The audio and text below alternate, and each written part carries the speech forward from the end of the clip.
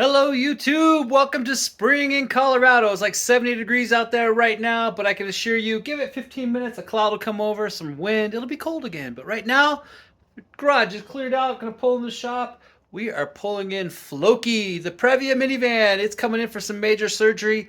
I don't think it's dead yet, but I gotta be honest, I'm not 100% confident that it's gonna roll out of here in a week under its own power. It might be coming in for its final trip, but it's adventure season coming up, and that thing's got to be ready to go in about 10 days. So I don't think the head gasket's gone yet, but I do know that it's been leaking oil from the two oil pan seals. I think they're just RTV, no actual gaskets. And I also saw last time I did the oil change under there on the front by the oil pump, it seemed like it was leaking coolant. So we're gonna replace all of that. I got new hoses. But we're going to see if we can get this thing back together and running again. And we'll start from there. But let's start it up. I don't think it's got a head gasket issue, but it's definitely been stumbling on startups.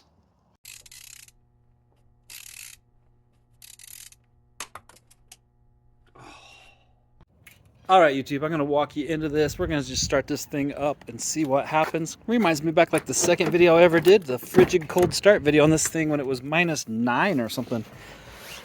Couldn't even get the doors to unlock back then. All right, let's see what happens here. Oh, we don't need wipers. It was raining the other day. Radio off. That off. Here we go. Do you hear that? It just doesn't run well. But there's no coolant coming out the back. Do you hear that? It just takes 30 seconds or so. Doesn't like to warm up. And it's actually not every single time you start it, but it's most of them. It's just been doing this. Oh, there. I heard it change. It's starting to run. It's starting to run. Doesn't smell like coolant back there. And we got a bunch of old drips. See that drip right there? What is that? That is wet. Not sure what that is. Could be rain, could be water from the other day. I'm not sure, but let's back up and see if we can find out what that is. Let's put this thing in the garage. Oh, hear it? However long this video segment's been, it's now running normal. Perfect. I have no idea what that was, but it appears to be splattering about. I think it's coolant. Yep, that's coolant. Yuck. That's the red Toyota coolant leaking out when it starts up. So that's at the water pump, if I had to make a guess. Or the thermostat, or a hose. So that's coming off the front of the engine. And you can see where I've had oil drips. It's been dripping oil for years. Years. I didn't have the JDM bits to be able to get that off. So it is in there. We're going to get it up in the air, and we're going to pull this thing apart. So here's why I don't think it's head gasket. Although the little stumble to start up has me a bit worried that there might be a small leak in there, and it's just losing some compression on the cylinder. Until it warms up and closes that up. That's a very distinct possibility. But two reasons why I don't think it's the head gasket yet, or to catastrophic head gasket. We're at 286,000, 87,000 miles. I'll look at it. It's been a while since I drove it. But reason number one, I changed the spark plugs. I looked down in the cylinders, see the top of the pistons. All four of them got black carbon on them like they normally would from 290 plus thousand miles of driving. None of them are steam cleaned. They haven't been exposed to any coolant, nor have I smelled any coolant ever coming out the tailpipe. And two, what was my second reason? Oh, you just saw it. It's on the driveway. There's a leak. I've been smelling coolant infrequently is the best way to describe it. Not always, and it's usually like a gust. I did like a little short where I changed the radiator coolant overflow cap after we drove to New Mexico last year, but didn't take it away. But you just saw it dripped on the driveway, and that was most definitely coolant. I can still taste it. It's kind of gross. It's the red Toyota coolant. So those are the two reasons I don't think I have a head gasket catastrophe yet. But let's dive in here. I reserve the right to be wrong. Let's find out what's going on with the van. How many miles I say this thing has on it? It's actually almost 297. So we're sitting there at 296, 693. And see that gas gauge? It's actually, the light went off. I don't have it started. I better turn right back on. But I didn't even have the guts to go fill it up with some gas. Oh, there's the light. See it? Just came on. I didn't have the guts to go put gas in it because I don't trust my abilities to get this thing back on the road. So if the Previa wants another tank of gas, it needs to drive there, not seek the light. Walk away from the light, pull yourself out of the garage, and I'll invest another tank of gas in this car. But we'll wait and see. Oh my God, YouTube, this LED light bar, I think it was 25, 28 bucks. It charges on a wall charger. And it's just LEDs. There's the low setting. There's the bright one. This is life-changing. All right, I want you to see what I've been seeing on here. So it's got two oil pans. They are both leaky. So you can see up in there. Oh, where's the camera looking? Yeah, see all that? That's just always been seepy. It doesn't look like to have a gasket. I think it's just RTV from what I can tell. Yeah, see all that? And then the side, this is actually the bottom of the head, or the block, but it's tilted sideways. Oh, there we are, up there. So this is the bottom side pan. I think I have a gasket that goes on that one. I'm gonna pull them both off, I think, if I can get access to it all. We'll figure that out as we go, but this one is definitely coming off because it's been leaking a lot. But you can see right here, see all those deposits? That's all old coolant. And from what I can tell, it looks like right there's a drip. Do you see that? That's where that coolant spill came from on the driveway. It's wet right there, and that is red liquid right at the end of my finger. See it up there? I believe that this is all, this is the oil right here where my finger's, where'd it go? Right here. This is the oil filter. So this is the oil side. And then just to the passenger side of the car of it is a radiator coming off. This is all the thermostat and the water pump. So this is all coming apart. And we're going to pull this off, see what we can do. It's always just been seepy. Can you see up in there a little bit? It's not so bad on the front part, but that bottom part has just been wet and gross forever. So yeah, we're going to see if we can get these seals up. I know there's a big O-ring that goes on the housing coming off the main seal for the accessory drive unit coming forward.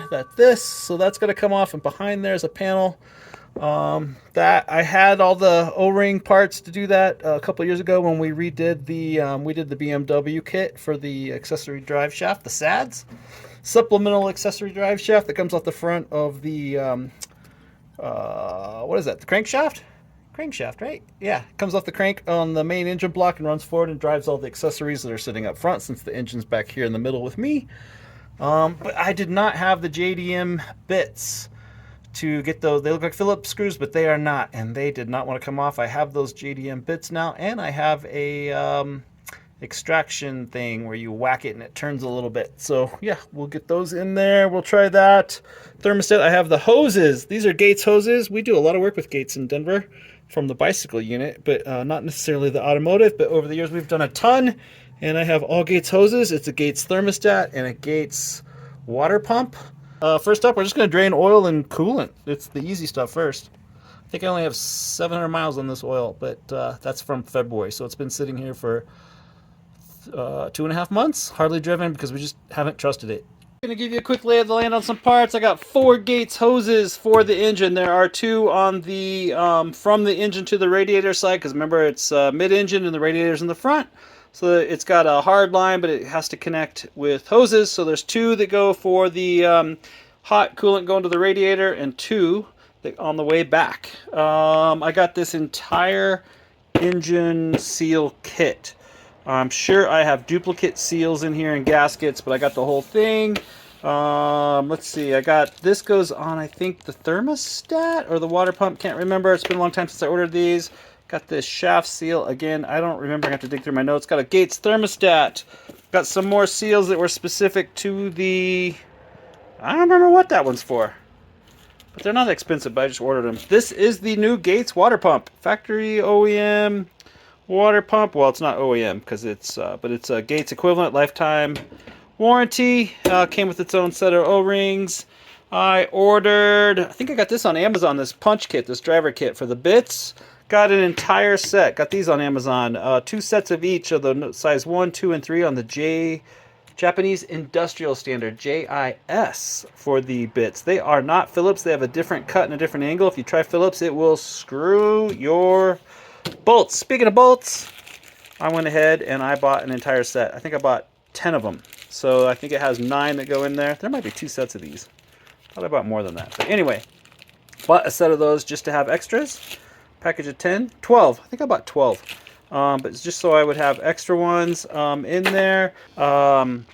I talked to Samay. Hey, by the way, go to Samay's page. Go down, drop down below right now. Go down there, look in the notes on this video, and go to Samay. He's a specialist in all these Previas. I'm winging it. That man actually knows what he's doing. It's all he works on. So he seemed to suggest that it's most likely just the oil pickup in the pan that's just clogged from 297,000 miles. So let's drain the oil out of this bad boy, get some coolant out of here, and start pulling some parts off and see where we go. All right, YouTube. I'm starting to suspect it might be a head gasket. Yesterday when I drained the coolant, I let it sit out here overnight, just draining out of the radiator. Pretty much all I did yesterday was get it up in the air and drain the oil, pull the oil filter, and drain some coolant out of the radiator. Today I'm going to drain it out of the block and pull off a ton of parts.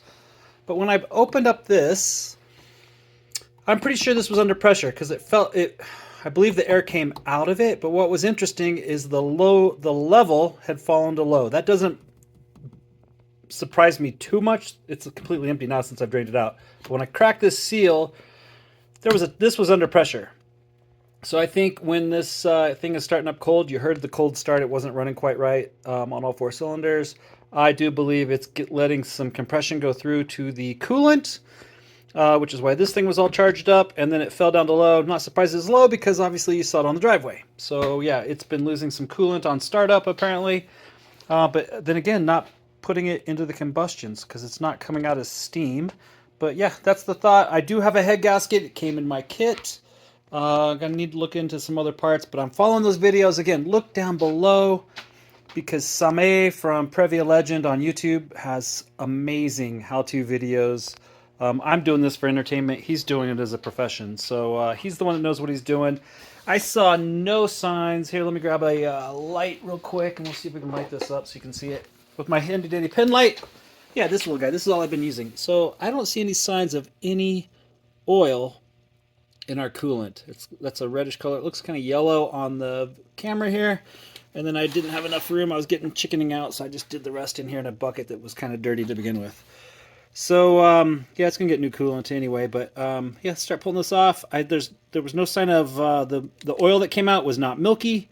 So I don't think the oil and coolant have been mixing, but I definitely have a combustion issue. All right, YouTube, sounds like it's done draining. I just put a bucket under there. You can see back over there. See that that's the little bolt, the little plug that keeps the coolant into the block. So it's kind of sitting in front of the bottom oil pan, kind of behind the water pump in that area, just on the bottom of the block, up above where that bucket's at. So just back in there, it takes a 10 millimeter and it's easy to come off and it just starts draining out. And it kind of has to burp itself because it's creating a vacuum as it's falling out of the block. So here's what we got to do. This is the SC AllTrac. So Samay, I got to get behind. This is the supplemental accessory drive shaft, the SADS. My oil pump is behind that, coming off of the crank, and then the water pump is obviously right there.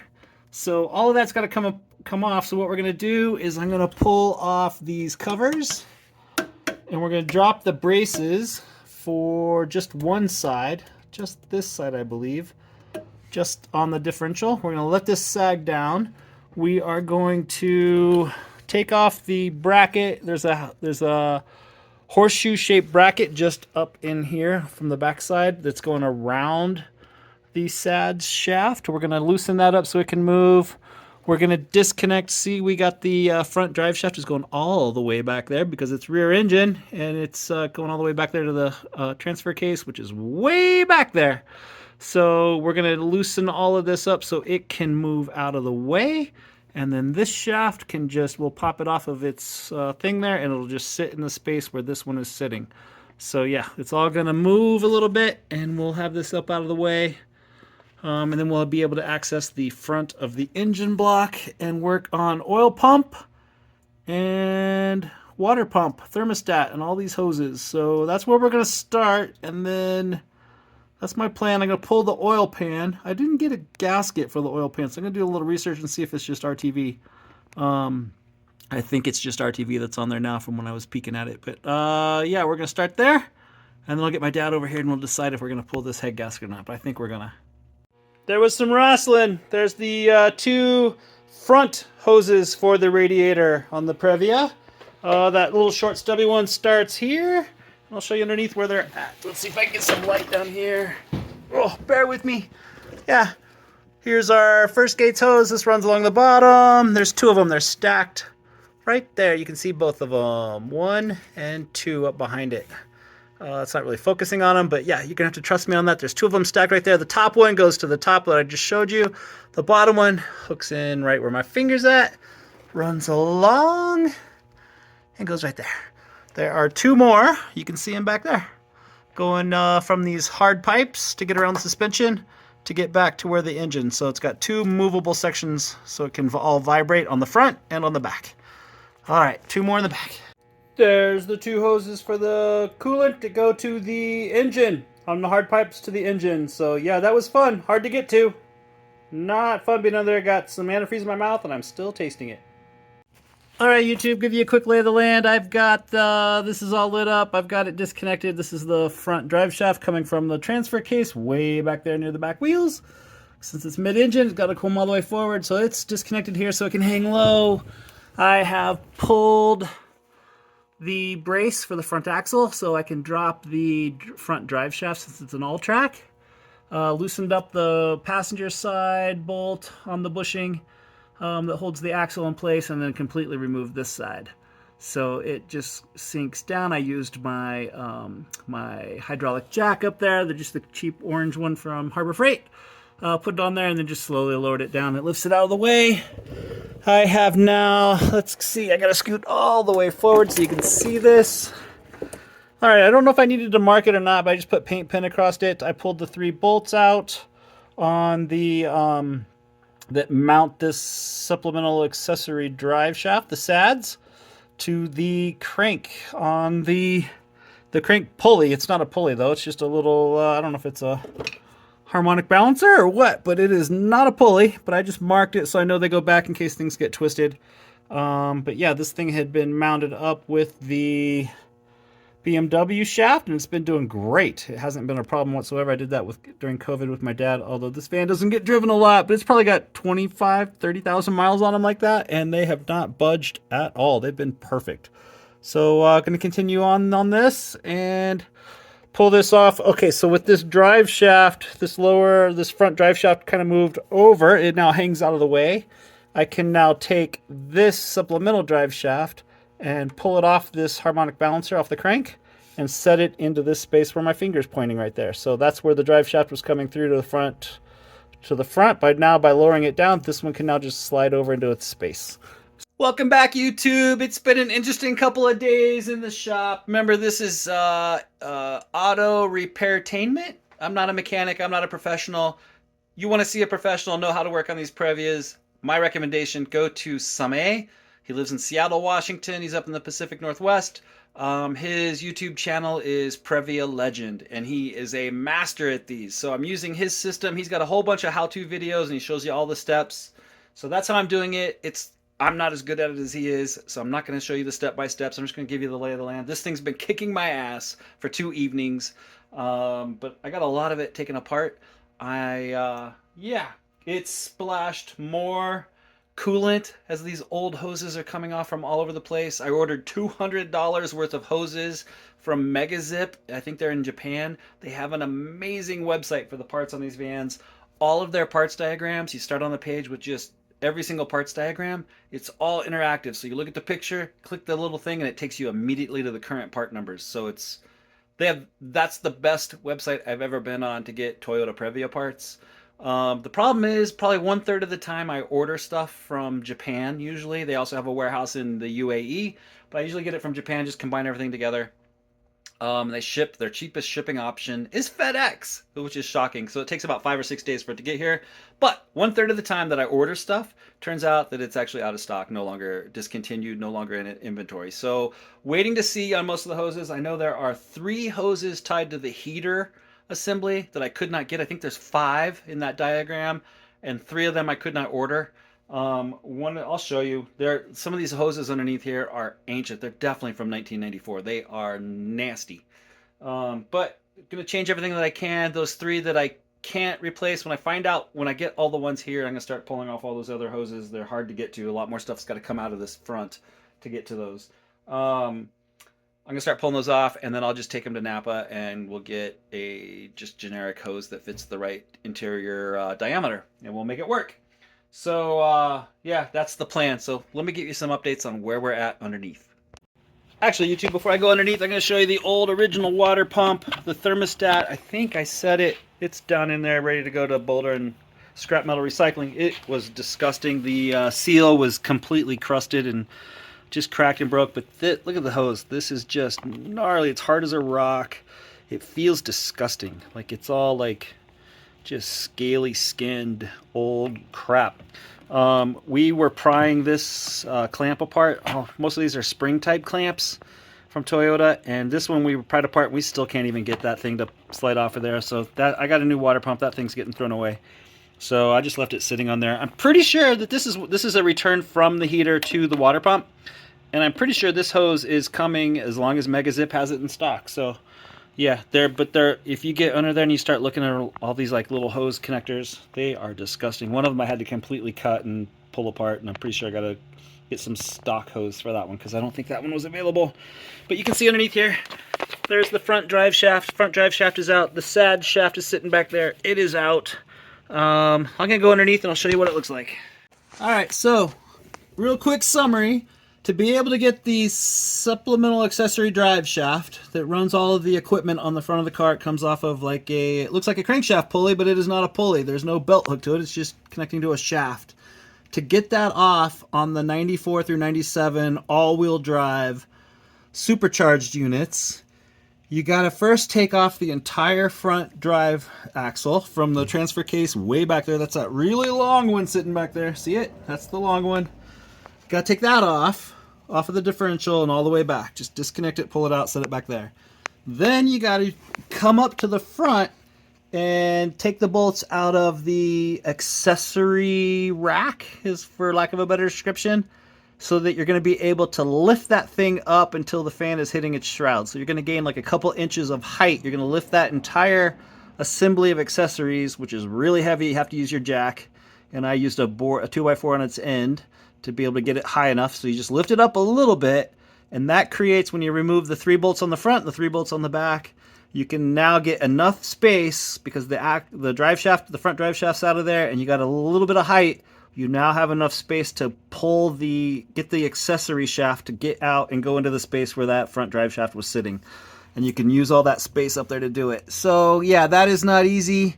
I ran into a problem. There's 4 bolts that hold that front accessory assembly, and one of my bolts is stripped, so I was actually able to barely get a 13 millimeter or something like that wrench, maybe it was a 14, on the top.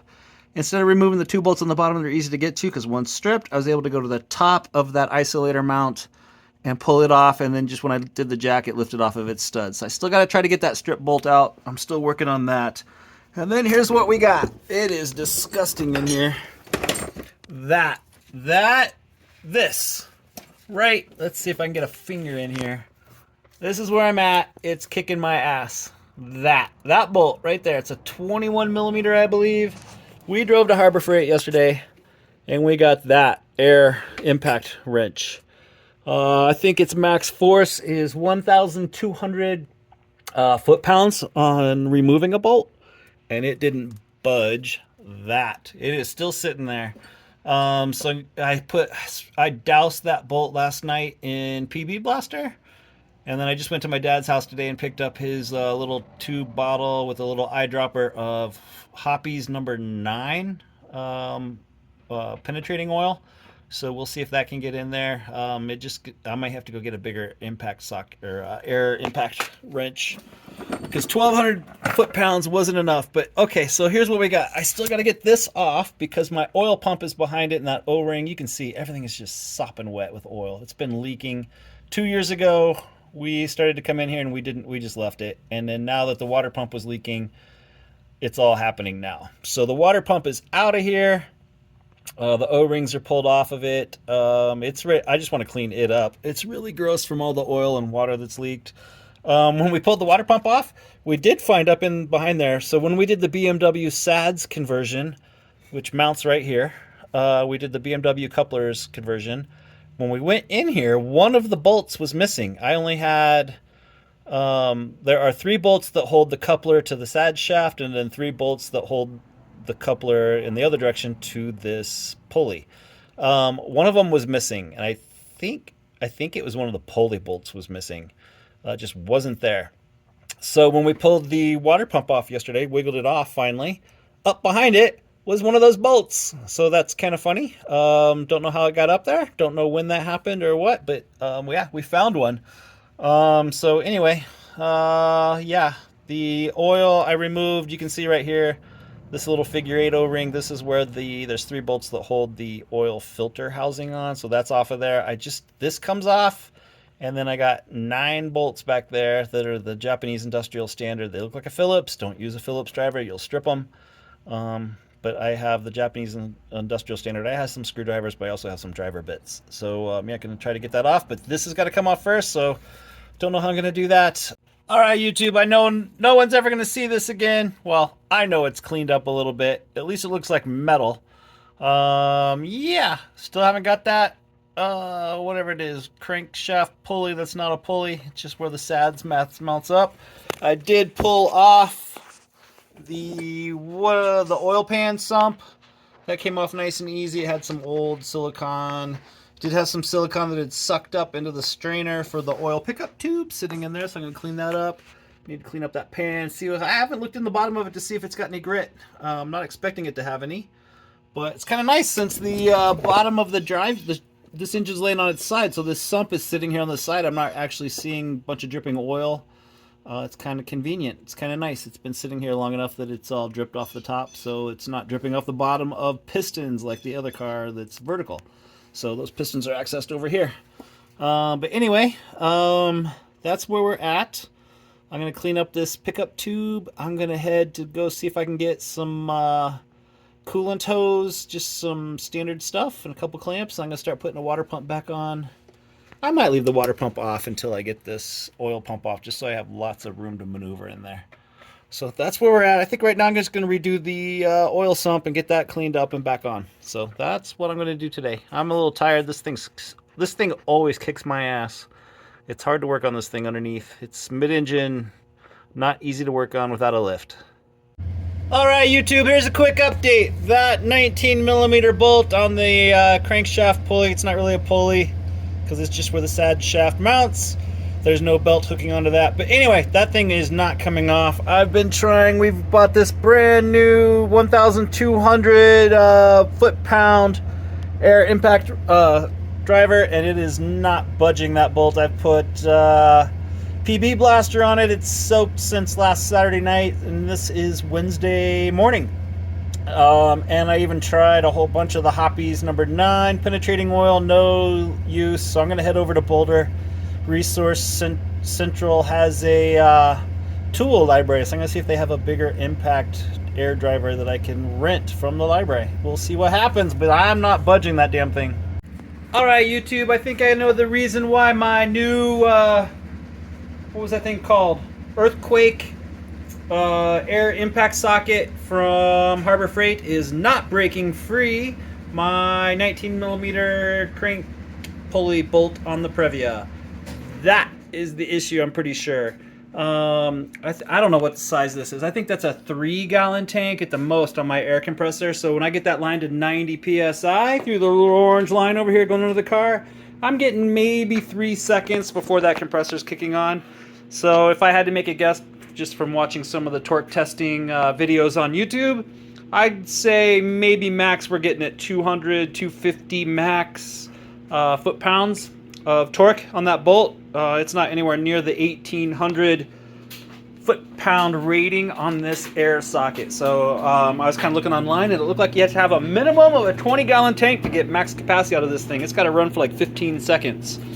So that ain't going to happen with my setup. So I went to Harbor Freight yesterday and got this bad boy, electric. So I don't have that issue. It runs off a battery, 20-volt battery. This was a setup. I think it was $249. Came with the charger, the battery, 5 amp hour, 20-volt battery, and the electric Hercules unit from Harbor Freight. I'll flip it over so you can compare it real quick. It's bigger, definitely bigger, but it has 1900, I think, was the torque value. This one was 1800, but again, it takes 15 seconds to do it. This one's going to do it all without any issues of my compressor. So hopefully this battery's strong enough and I can pop that free. We shall see. Welcome back, YouTube. Quick update. That didn't work, but there was improvement. It definitely built more torque with the electric one. It actually got to the point where the crankshaft was actually slowly turning, but at that point, it's not building any more torque. So I need to get a breaker bar in there, but check out what happened. Check this out, YouTube. Yeah, that is not square anymore on the anvil side, the mount. It kind of wedged into the corners, and over here, it kind of rounded out the corners as well. Didn't really tear up the bolt that bad, so just started eating into this. This was a Pittsburgh. It came as a set from Harbor Freight. I've had it for a long time. Typically, I just use it for breaking lug bolts on the Volvos. So it's a 19 millimeter. Just got back from Napa. Had to go to Fort Collins to pick up my daughter coming home from college. She's now back home, but I picked this up on the way. It's a Carlisle Tools. Ooh, that's a lot heavier. A lot heavier duty. 19 millimeter impact socket. So I'm going to set this up. I set some Hoppies number 9. This stuff, my dad says this is the best penetrating oil known to man. So it's been soaking in there about another hour.